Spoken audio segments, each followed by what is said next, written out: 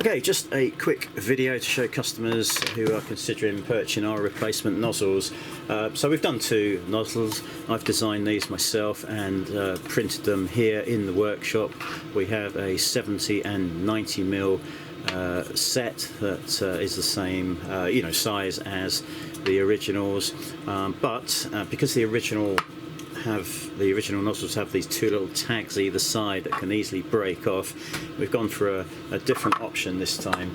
Now we have a 3D printed part. This is designed again by me and printed here in the workshop. It is in nylon, and this is a once only fit onto the end of the hairdryer, and then each nozzle will just screw onto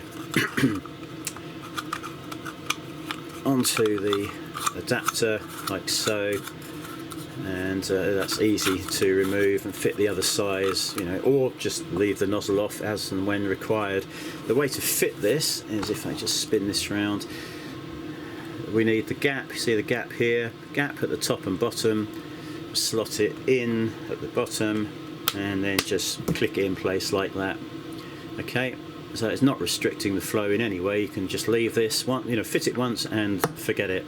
There is a slight friction fit to it, and that is for this reason. So if you put the nozzle on, I'm sat down quite low at this bench, my arms are up in the air.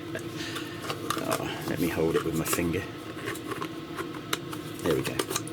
It's quite a coarse thread, so there's only a couple of positions it will go on. So you can rotate it to whichever way you want and it will stay in that position due to the friction of the adapter.